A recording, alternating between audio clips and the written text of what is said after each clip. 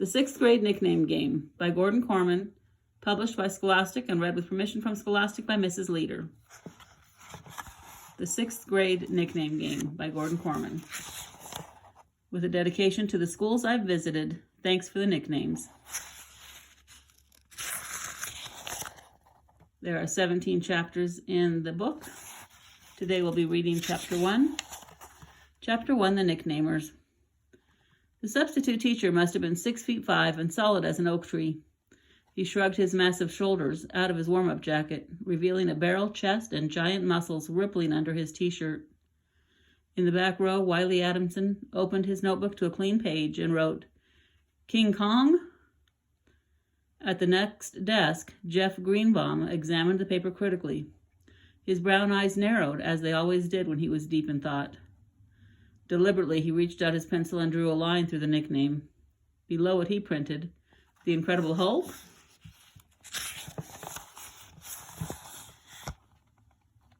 Wiley flashed a grudging grin of admiration, but he crossed that one out too and added, "Tiny?" This brought a snicker from Jeff, which he swallowed when the new teacher began to speak. "I guess I don't look very much like Mrs. Reagan," he chuckled in a deep voice. This was true. The regular teacher stood 4 feet 9 and was wispy and white-haired. She had just retired to Florida. "I'll be taking over this class until a permanent replacement is found." An uncomfortable murmur passed through the room. It wasn't so bad losing Mrs. Reagan, and having a sub was usually a license to goof off. But this sub was obviously no pushover. He looked like the Terminator. Through the speech, Wiley and Jeff continued to trade ideas. Hercules, Mr. Enormous? But nothing seemed just right, and if there was anything the two nicknamers of 6B knew for certain, it was that a true nickname had to fit perfectly. Now, some of you might recognize me as the assistant coach of the football team over at the high school, the big teacher was saying. "I never expected to wind up in 6th grade, but, with budget cuts." Musclehead. Conan the Grammarian? He picked up the chalk and wrote his name on the board. "I'm a Mr. Hughes." Wiley and Jeff exchanged a look of pure delight. Peter Widman was the leadoff hitter in the softball game at recess. He already had a nickname, courtesy of Wiley and Jeff. Because of the thin blonde streak in his jet black hair, he was known affectionately as Skunk. He tapped his bat on home plate and assumed his stance. "Hey, Skunk," said Wiley from his catcher's crouch. "What do you think of Mr. Huge?"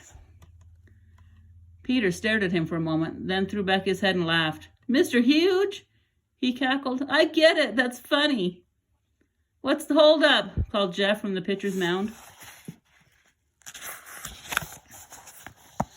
"We're talking about Mr. Huge," roared Peter.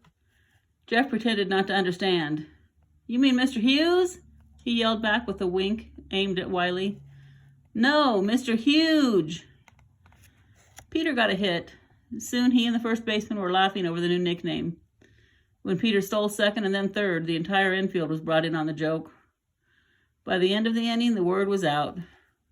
Raymond Vaughn, the shortstop, had even taught himself how to burp Mr. Huge at top volume. Most of what Raymond said was communicated by a series of belches. This talent had earned him the nickname Gas Bag.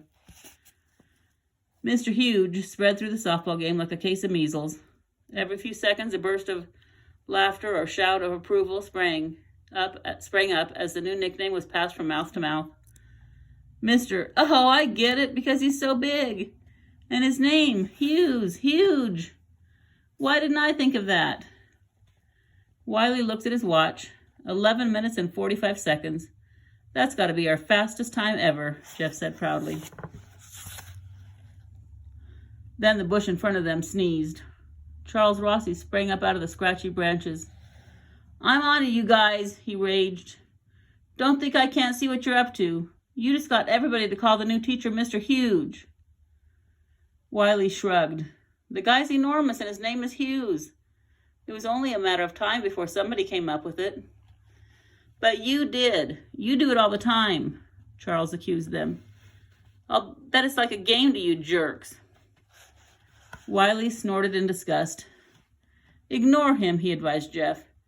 You know what this is about, and it has nothing to do with Mr. Huge. Charles just doesn't like being called Snoopy. Charles Rossi's face turned beet red. If looks could kill, Wiley and Jeff would have fallen down dead right on the spot. Snoopy is a stupid nickname, a mean nickname, a dog nickname. Face it, Jeff said reasonably. You know why everyone calls you Snoopy. Because you spend more time minding other people's business than your own. Wiley nodded in agreement.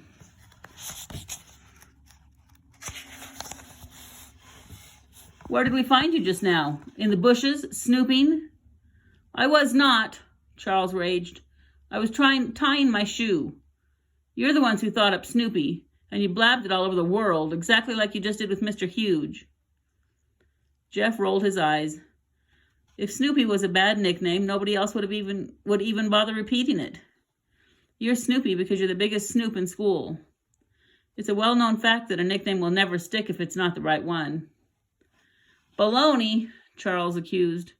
You can make any name stick if you say it often enough. No way, said Jeff. We'll prove it, Wiley asked. Pick a kid, any kid, and we'll give him a nickname that's totally, completely, absolutely wrong. You'll see, it won't stick. Charles's eyes narrowed. What's in it for me if I'm right? Wiley shrugged. What have you got in mind? I want a new nickname, Charles said instantly. A good nickname. A person's nickname. It's a deal, agreed Jeff. With a sweep of his arm, he indicated the playground. All we need now is a guinea pig for our experiment. The three looked around. Most of the softball players already had nicknames. Kelly Warnover was known as Warmed Over Leftovers. Christy Jones was Crusty Bones. Gordon Woo's monster appetite had earned him the title Smorgasgord. Identical twin brothers Dinky and Stan were dubbed Stinky and Dan.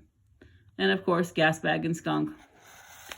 I've got it, said Charles. Him. Wiley and Jeff followed the direction of his pointing finger. There stood Mike Smith, a tall blonde boy from 6A. Mike was in the midst of a spirited game of dodgeball, but he definitely wasn't participating. He wasn't even watching. Actually, he wasn't doing anything. Wiley and Jeff groaned in unison. They knew it wasn't going to be easy to come up with a nickname, good or bad, for Mike Smith. Mike was simply the blandest student in the history of Old Orchard Public School, called Oops, thanks to the two nicknamers. He was neither happy nor unhappy. He didn't really have any friends, but no one was his enemy. What was he like? What was his favorite food? Did he watch TV? Was he a sports fan? Computer nerd? Musician? Martian? Nobody really knew. Come on, Snoopy, Wiley wheedled. Pick somebody else. That guy's so nothing. If we can't figure out what he is, how can we nickname him what he isn't? Charles folded his arms in front of him. He's my choice. Jeff threw his hands in the air. What are you supposed to call a blob like that? Iceman? That's it, crowed Wiley. Iceman. He turned to Charles. If that name sticks, I'll eat your backpack. The bell rang to signal the end of recess. Wiley, Jeff, and Charles joined the parade to the doors. Charles elbowed Jeff on the ribs. I don't hear anything. Jeff frowned. What are you listening for? Bird calls? Charles gestured toward Mike Smith. You have to call him Iceman. You know, spread it around, just like you did with Mr. Huge. Jeff looked helpless. I feel so stupid. He's about as cool as a loaf of bread.